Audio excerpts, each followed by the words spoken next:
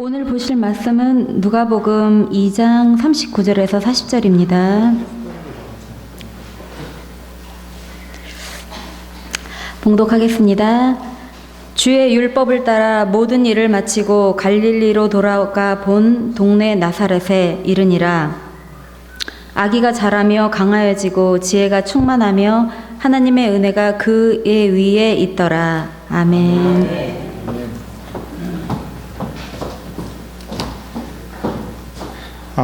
제가 자녀하고 이렇게 아주 중요하고 심각한 이야기를 해볼 기회가 그렇게 많지 않습니다. 그냥 밥 먹었냐, 잘 지내냐 그런 이야기 하지만 인생 전반에 걸쳐서 진지한 이야기를 할 때가 그렇게 많지 않았습니다. 근데 이번 병원에 있을 때 수술하고 나서 너무 아파서 잠을 잘 수가 없었어요, 며칠 동안. 그래가지고 뜬 눈으로 밤을 지샐 때 아들하고 매우 중요한 이야기들을 많이 나눴습니다. 특별히 아빠가 갑자기 너희들 곁을 떠났을 때 이런 위기 상황이 온다면 너가 당황하지 말고 엄마를 어떻게 모셔야 되고 엄마가 어떻게 살도록 배려를 해야 된다, 뭐 이런 이야기를 할지, 또 너 앞으로 직장 생활하거나 신앙 생활할 때 신앙의 가치관을 어떻게 가져야 된다, 아빠는 어떠한 자세로 지금까지 살아왔다, 하나님께서 은혜 주셔서 지금까지 살아온 삶이 참으로 감사하다, 이런 이야기들을 많이 나눴습니다. 그때 아들 상희가 저한테 갑자기 물어요. 매우 진지하게. 아빠가 지금까지 살아오면서 아빠의 마음속에 아주 중요하게 아빠의 인생의 그 지표가 될 만한 성경 구절이 어떤 말씀입니까? 라고 물어요. 제가 바로 이야기했어요. 첫 번째, 요한복음 13장 33절인데 새 계명을 주노니 서로 사랑하라. 내가 너희를 사랑한 것처럼 너희들도 서로 사랑하라. 이 말씀은 내 인생의 목회의 본질과 같은 말씀이다. 내가 존재할 수 있도록 지탱해 주는 말씀이다. 이런 이야기를 했고요.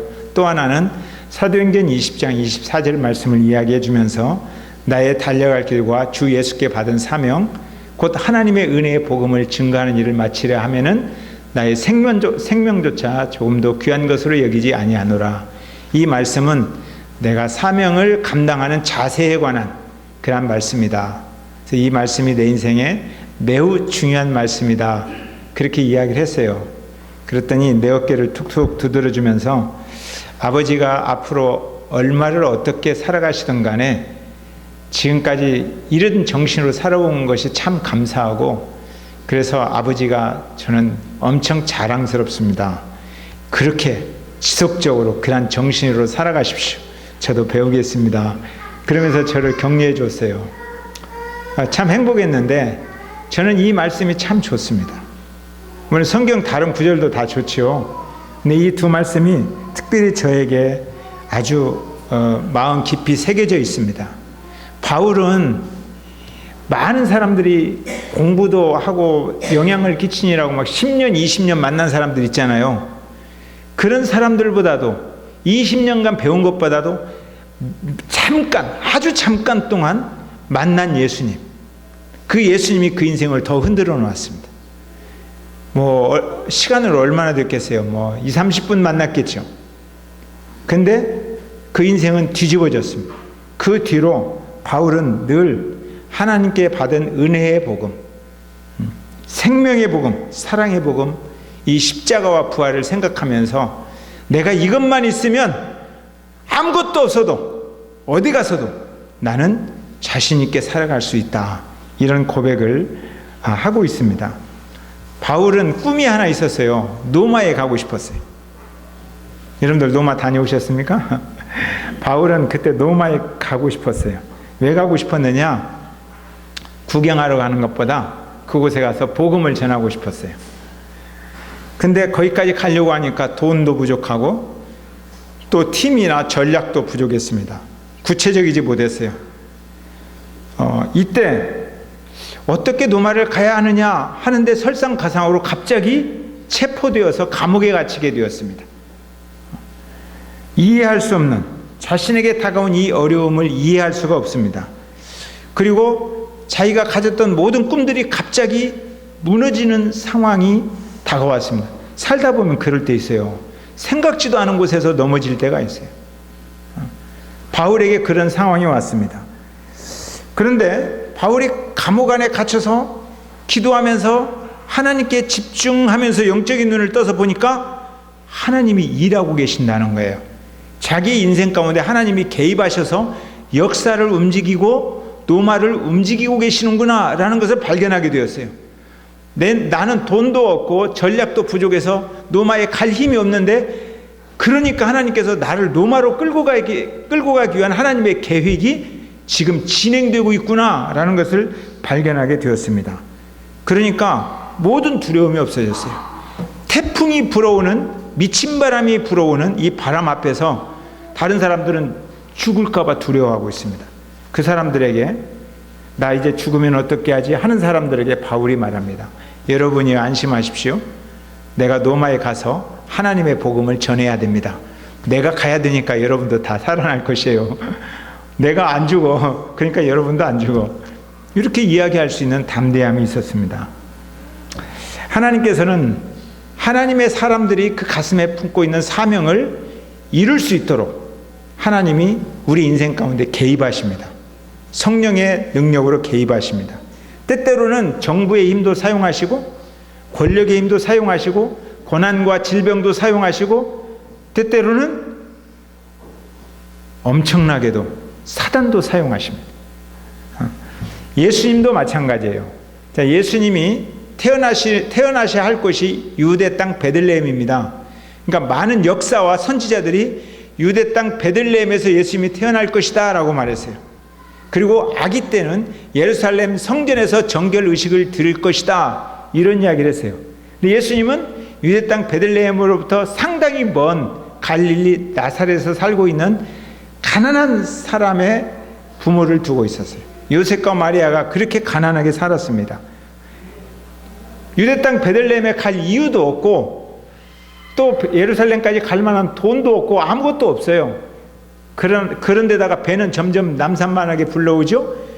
그리고 주변 가족들은 처녀가 임신했다고 욕을 바가지로 해대죠.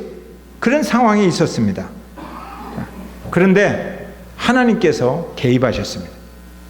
하나님이 개입하지 않으면 유대 땅 베들레헴으로 갈 수가 없어요. 근데 그때 아구스도라고 하는 로마의 시저 황제 옥타비아누스의 마음을 움직이기 시작했습니다. 옥타비아누스가 이제 마리아가 배가 남산만해졌을 때 갑자기 자다가 일어나서 신하들을 불러서 원로원들을 불러서 이야기합니다. 군대와 세금을 거둬들이기 위해서 식민지에 있는 사람들의 인구를 정확히 조사해라. 그들을 각 고향으로 가서 호적하게 해라 라는 명령을 내린 거예요. 그래서 매우 부당하고 힘들게 요셉과 마리아는 그냥 유대 땅 베들레헴에 가게 되는 거예요. 거기 가서 딱 도착해서 아기를 낳게 되는 거예요. 그리고 낳은 지 40일 만에 예루살렘 성전에 가서 정결 의식을 하나님의 율법대로 구약의 선지자들이 이야기한 대로 정결 의식을 드릴 수 있었습니다. 그러니까 도저히 이해할 수 없는 힘든 상황이 다가왔지만 영적인 눈을 떠서 보면 역사를 움직이는 하나님의 손길이 보인다는 것입니다. 그런 관점에서 이제 39절을 읽어보겠습니다. 39절. 자, 시작.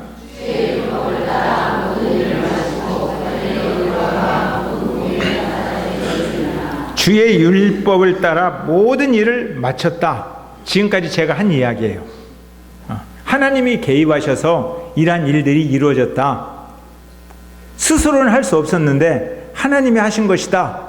그리고 애굽 이야기는 누가는 쓰지도 않고 이제 나사렛 동네로 다시 돌아가서 거기에서 살게 되었다. 이런 이야기입니다. 정결의식을 행할 때에 이 예물을 드려야 돼요. 여러분도 예배 드리러 오면서 예물을 들고 오잖아요. 근데 부자는 소를 드려요. 소를 드리고 솔로몬 같은 부자는 소를 1000마리를 드려요. 한꺼번에 1000마리를 드려버렸으니 얼마나 난리 법석이죠. 이렇게 드렸어요. 양도 드려요. 근데 극빈자들이 있어요. 가난한 사람들은 먹을 것도 없어요. 그래서 산에 가서 비둘기 잡아다가 드려도 되는 거예요. 산비둘기 한 쌍 또는 집비둘기 한 쌍으로 하나님 앞에 예물을 드릴 수 있도록 하나님이 허락해 주셨어요. 근데 예루살렘까지 온 마리아와 요셉은 무엇으로 예물을 드렸느냐? 산비둘기 한 쌍으로, 집비둘기로 예물을 드렸습니다. 그러니까 얼마나 가난했나. 돈이 없었다는 거예요. 정말 돈이 없이 가난했어요. 누구보다도 가난한 사람의 집안에서 예수님이 태어나셨습니다. 그러니까 여러분 중에서 오늘 예물을 많이 드리고 싶은데 돈이 없어요. 먹고 살기가 너무너무 힘들어요. 그래서 동전 2개밖에 드릴 수 없는 그런 상황에 처해 있어요. 예수님께 죄송하고 마음이 미안해요. 그래도 그 마음을 가장 잘 이해하시는 분이 예수님이시다 그래요. 예수님도 그랬다는 거예요. 예수님도. 요셉과 마리아의 힘으로는 도저히 이룰 수 없는 이 모든 일을 노마가 개입해서 이루었습니다. 근데 영적인 눈으로 보니까 노마 황제가 일한 게 아니라 하나님이 개입하셨구나. 하나님이 개입하시면 이런 일들이 일어나는구나. 왜 하나님이 개입하실까요? 우리가 누구예요? 하나님의 형상대로 창조한 인간이라는 거예요. 하나님이 그토록 사랑하고 좋아한다는 거예요. 그리고 하나님이 직접 지명했다. 너라고 지명해서 하나님이 불렀다는 거예요. 지명하여 부른 하나님의 자녀. 영적인 눈으로 이 사실을 우리가 확인할 수 있다면 하나님이 결단코 자기의 자녀들을 버려두지 않는다는 사실을 확인할 수 있다면 우리에게는 어떠한 어려운 일이 있어도 희망이라는 것이 있습니다. 자, 이 희망을 품고 희망이 있는 사람은 누구를 닮아가게 되어 있느냐? 40절 읽어보세요. 40절. 자, 시작. 아기가 자라며 강하여지고 지혜가 충만하며 하나님의 은혜가 그의 위에 있더라. 아기는 누구죠? 예수님이죠. 예수님이 점점 육체가 강해졌다. 그리고 지혜가 충만해졌다. 그리고 은혜가 막 펑펑펑 은혜가 충만해졌다라는 이야기예요. 그러니까 적어도 예수님을 바라보는 사람은 이러한 예수님의 성장을 닮아가게 되어 있습니다. 첫 번째 육체가 강해졌다는 거잖아요. 아이가 자라며 강하여지고 우리의 생명은 누구에게 있어요? 하나님께 있습니다. 우리가 아무리 살려고 발버둥 쳐도 하나님 오라면 가야 되고 또 무지무지 건강한데도 또 아파서 막 죽게 생겼는데 하나님께 생명을 연장시켜주면 더 살고 그러는 거예요. 생명은 하나님께 있어요. 그런데 육체를 관리할 책임은 우리에게 있어요. 건강해야 주님께서 맡기신 영혼들을 섬길 수 있고요. 건강해야 우리가 서로 사랑도 깊이 할 수 있습니다. 건강해야. 마음을 다스려야 낫지라는 책이 있어요. 좋은 책이에요. 마음을 다스려야 낫지. 현대인들은 마음을 잘 다스리지 못해서 겪는 질병들이 많다는 거예요. 마음을 다스리지 못해서. 여러분들은 마음을 잘 다스립니까? 우욱 하면 내가 다스릴 수 있는 능력이 금방 어디로 가버렸어요. 마음을 잘 다스릴 수 있어야 돼요. 저도 몸과 마음을 잘 다스리지 못한 책임을 뼈저리게 느끼고 있습니다. 건강해야 설교도 할 수 있고요. 건강해야 신방도 한 번 더 갈 수 있고 건강해야 우리가 서로 더 깊이 사랑을 고백할 수 있습니다. 선배 목사님들이 목회는 체력이다 그랬어요. 근데 그 말이 이해가 돼요. 목회는 체력이다. 건강해야 된다. 생명은 주님이 주시지만 관리는 우리 책임입니다. 아멘? 관리 잘합시다. 마음을 좀 잘 다스립시다. 서로에게 우리 마음을 좀 잘 다스립시다.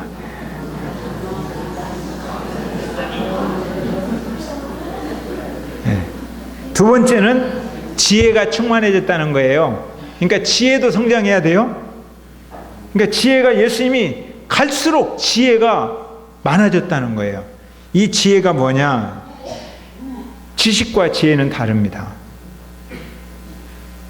제가 목이 마를 때 물을 먹으면 목이 시원해진다, 갈증이 해소된다라는 거 알잖아요. 근데 그건 지식이에요. 근데 안 먹으면 아무 소용이 없어요. 여전히 목마릅니다. 근데 이렇게 한 모금 먹었어요. 이것이 지혜예요. 적용하는 능력이다.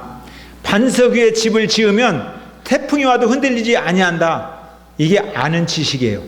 근데 집을 안 지으면 아무것도 아니에요.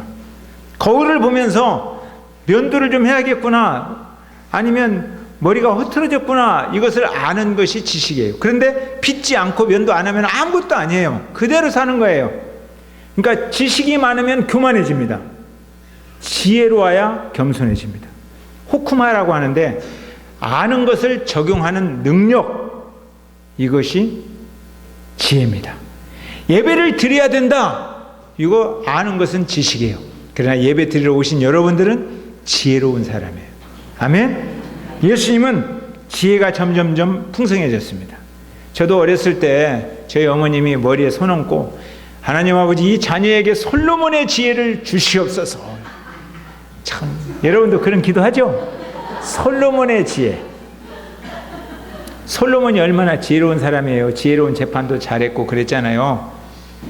그런데 솔로몬이 삶의 현장에서 하나님을 나타내지 않고 하나님을 떠나서 그 꾀로, 그 지식으로 정치적인 타협을 이끌어냈습니다.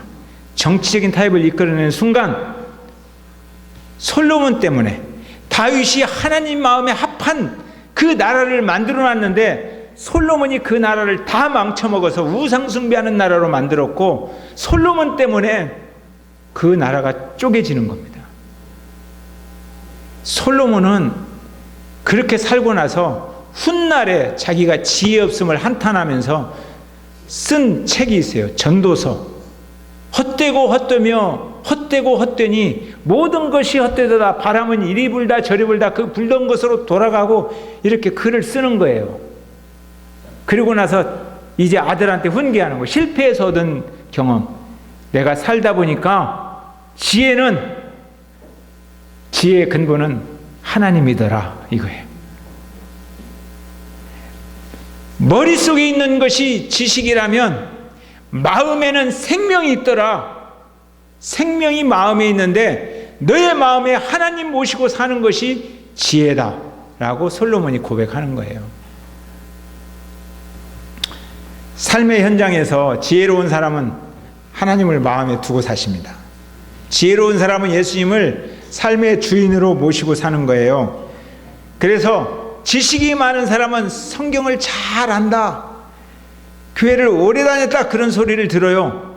그러나 지혜로운 사람은 참 예수님을 닮았다, 그런 소리를 듣는 거예요. 아멘. 지혜로운 사람이 됩시다. 지혜로운 사람이 돼야 돼요. 세 번째, 하나님의 은혜가 그의 위에 있더라 그래요. 은혜가, 하나님의 은혜가. 이 내용을 똑같이 50절에서, 2장 50절에서는 하나님과 사람에게 더 사랑스러워 가시더라, 이렇게 표현합니다. 그러니까 그 삶의 현장에서 하나님의 사랑이 막 많이 나타나고 있다. 하나님을 사랑하고 하나님께 사랑받고 있는 모습이 보인다. 그게 은혜예요. 저 사람은 하나님께 사랑받을 만한 사람이 못 되는데 내가 보니까, 근데 하나님의 사랑이 흘러넘치고 있어요.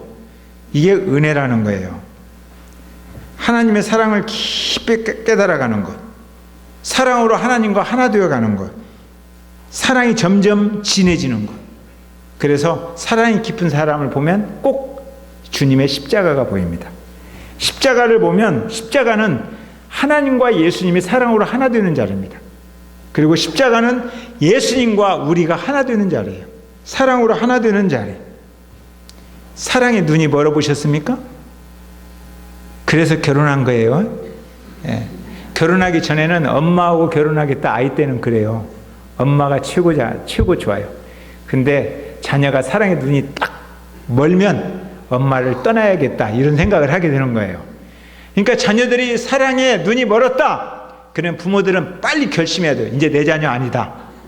그때부터 내 자녀다 하면 이제 어려운 거예요. 내 자녀가 어디가 있습니까? 사랑에 눈이 멀었으면 보내야죠. 그래서 부모를 떠나라 그랬잖아요. 자녀들을 부모로부터 떠나 보내주어야 자녀가 행복합니다. 그런데 결혼하고서도 너는 내 자녀다, 내 가슴에 새겨져 있는데, 내 눈동자에 새겨져 있는데 너를 어떻게 하냐? 그러면 그 자녀는 불행합니다. 정말 자녀를 사랑한다면 떠나보내야 돼요. 그래서 너희들이 사랑에 눈이 멀었으므로 내 뼈 중에 뼈요 살 중에 살이란 그 사람하고 알콩달콩 재미있게 살아라. 이렇게 되는 거예요. 사랑에 눈이 멀면. 못하게 하려고 해도 그런다니까요.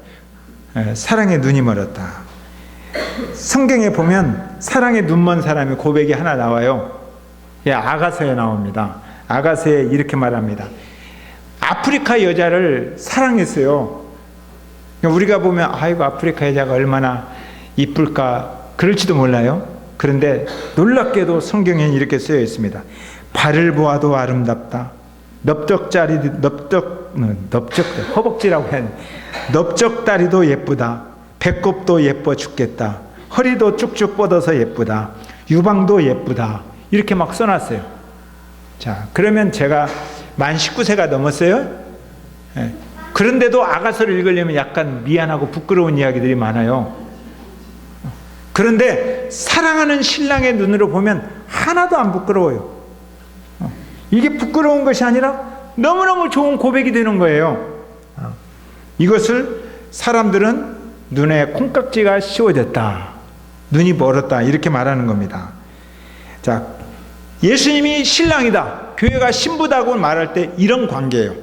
신랑이신 예수님이 교회를 보니까 우리들이 볼 때는 만족할 만한 것도 없고 별로 문제가 많아요. 그런데 예뻐 죽겠다는 거예요. 교회를 보면 너무너무 좋고 예쁘다. 그래서 나는 사랑의 눈이 멀어서 십자가의 길을 기꺼이 간다. 그렇게 예수님께서 말씀하신 거예요. 여러분들이 내가 이란 사랑을 받고 있는 신부라는 확신이 있다면, 이 사실을 알기만 한다면 교회 생활이 달라집니다. 달라질 수밖에 없죠. 교회가 신부이니까. 주님이 나를 그렇게 사랑한다. 그러면 신랑에게 잘 보이고 싶어하는 신부의 마음이 저절로 들어온다는 거예요. 그래서 예수님 생각하면 신랑이신 예수님이 나를 이뻐 죽겠다고 하면서 말하는데 그 말 잘 들어야 되죠. 그래서 말씀이 달콤하다는 거예요. 신랑이신 예수님이 나를 이뻐 죽겠다고 하는데 예물을 드릴 때 예물이 감사하겠어요? 기분 나쁘겠어요? 어떤 사람은 밥 차리면서 이거 먹고 빨리 되져라. 그런데 이런 사람이 어떻게 돼요? 밥 차리면서 우리 신랑이 나를 사랑하니까 이 밥 먹고 건강하고 막 그래야 되잖아요. 그러니까 주님 앞에 예물을 드리면서 행복하다는 거예요. 신랑이신 주님을 생각하면 그분의 사랑을 다른 사람에게 이야기할 때, 간증할 때 가슴이 울렁거리고, 지체들을 찾아갈 때 발걸음이 가볍고, 신부의 본능이 깊어진다는 거예요. 사랑의 본능이. 우리 성장의 목표, 어디까지 성장해야 되느냐? 예수님의 그러한 모습까지 성장해야 될 줄로 믿습니다. 예수님 우리를 어떻게 사랑했어요? 내가 너희를 사랑한 것까지. 그게 우리의 사랑의 수준이에요. 우리가 사랑해야 할 목표예요. 성장해야 할 목표. 제가 이번 수술을 받을 때 참 수술을 하기 전보다 수술을 하고 나니까 더 힘들어요. 진짜 힘들더라고요. 그리고 다른 사람은 퇴원 이렇게 하는데 나는 퇴원을 안 시켜주는 거예요. 그리고 다른 사람은 밥을 먹는데 나는 죽도 못 먹게 하는 거예요. 그리고 갑자기 뭔 표딱지 하나를 딱 붙여놓고 간호원들도 나를 만날 때 비닐 옷을 입고 장갑 끼고 저를 만지는 거예요. 항생제 내성이 생겼다면서 사람도 못 만나게 하는 거예요, 갑자기. 그리고 격리를 시키는 거예요. 그 순간에 제가 뭔가 좀 잘못된 것 같다라는 생각을 잠시 했어요. 왜냐하면 같이 췌장암, 담도암 수술을 받은 사람들이 다 퇴원을 했는데, 나랑 같이 받은 사람들이, 저는 그때까지 밥을 못 먹고 있고 다른 사람 옆에서 막 흐르는 것도 멈췄다는데 췌장액이 더 많이 나온다는 거예요.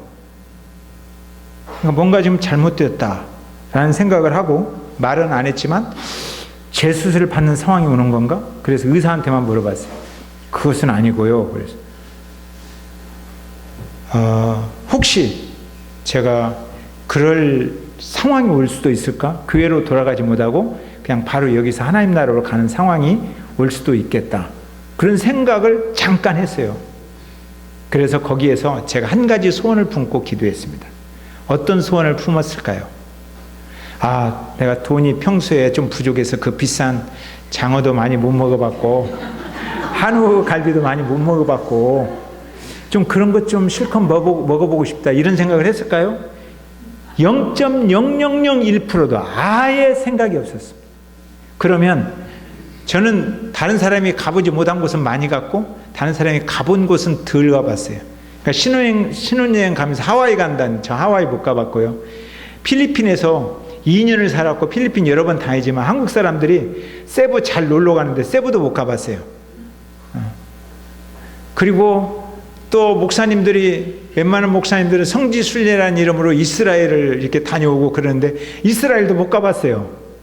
하여튼 다른 사람들이 안 가본 곳은 많이 가봤고 가본 곳은 별로 못 가봤어요. 근데 제가 그때 그래도 죽기 전에 하와이라도 한번 가보고, 그래도 죽기 전에 세부라도 가서 한번 놀고, 제주도라도 한번 이런 생각이 들었을까요?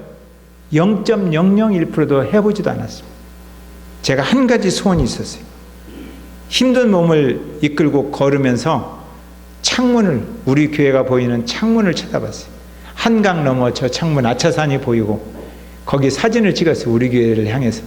그리고 하나님, 사랑하는 교회가 있는 곳, 사랑하는 지체들이 있는 곳, 저곳으로 돌아가서 십자가의 복음, 내가 너희를 사랑한 것처럼 너희도 나를 사랑하라, 이 사랑의 복음, 하나님 나라의 생명의 복음을 설교하고 싶습니다. 나누고 싶습니다. 한 번이라도 그런 기회를 갖고 있습니다. 이게 저의 소원의 기도였어요. 그런데 하나님께서 은혜 주셔서 이렇게 설교한다는 것이 얼마나 감사해요. 제가 여러분에게 말할 수 있다는 것이, 설교할 수 있다는 것이 너무너무 행복합니다. 그리고 지금도 그렇습니다. 전주에 있는 친구가 그 편백나무 숲에서 암 치유센터를 해요. 그래서 저한테 그리 오래요. 다 공짜로 해줄 테니까 거기서 살래요. 또 우리 그 최문희 사모 오빠가, 제가 전도한 사람이거든요. 영월에서 황토 집을 지어놨다고, 목사님 거기 와서 좀 있으래요. 근데 제가 다 안 간다고 했어요. 그리고 양수리에 있어요. 왜냐하면 교회를 멀리 떠날 수가 없어요. 물론 암이 뿌리채 없어졌으면 좋겠어요. 제가 의사한테 직접 물어봤어요. 솔직히 저한테 그냥 이야기해 주세요. 제가 암이 재발될 확률이 어느 정도입니까? 그랬더니 60%에서 80%입니다. 그러더라고요. 그러니까 재발 확률이 높잖아요. 그래서 제가 웃으면서 그래도 40%에서 20%는 나을 확률이 있잖아요. 그러니까 올해 조심합시다. 그러더라고요. 그러니까 암에서 해방되고 싶은 마음이 있어요. 저한테. 육체를 잘 관리하고 싶은 소원이 있어요. 근데 이 소원보다도 더 깊은 소원이 있어요. 그 소원은 하나님께 기도합니다. 하나님, 제가 이 생명을 다하기까지, 하나님이 부르시면 언제든 가죠. 이 생명을 다하기까지 내 안에서, 내 심장에서 요동치는 이 십자가의 복음, 내가 너희를 사랑한 것처럼 너희도 이렇게 서로 사랑하라라는 이 사랑의 복음, 하나님 나라의 그 영원한 생명의 복음, 이 땅에서 두려워하고 불안하고 외로워하는 사람들에게 너에게는 하나님 나라가 있다, 영원한 생명의 복음이 있다, 이 땅이 무너져도 네가 즐겁고 행복하게 살아야 할 이 생명의 복음이 하나님 나라의 복음이다, 이 말씀을 외치고 나누고 살기를 소망하고 있습니다. 저도 이런 때 이런 이야기 하고 싶어요. 아멘하는 사람에게 가문의 영광이 있기를 바랍니다. 이런 때는 아멘 해야 진짜로. 그죠? 항암 치료를 이제 앞으로 6개월 더 받아야 되는데, 이 받는 기간에 제가 유 목사님과 격주로 나누어서 설교하려고 합니다.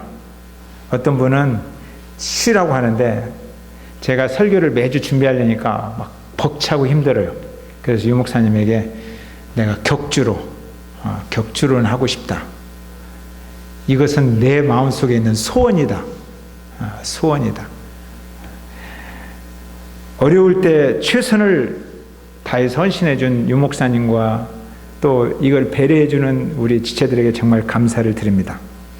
우리는 여전히 부족합니다. 저도 부족하고 우리 교회도 부족합니다. 그럼에도 불구하고 한 가지 확실한 것은 우리는 예수님에게 이미 충분한 사랑을 받았습니다. 너무너무 큰 사랑을 받았습니다. 그리고 지금도 우리는 사랑을 받고 있습니다. 또 하나 확신하는 것은 우리는 예수님을 사랑합니다. 예수님이 좋습니다. 저는 아침마다 걸으면서 예수님이 좋아요. 예수님 사랑해요. 그런 고백을 합니다.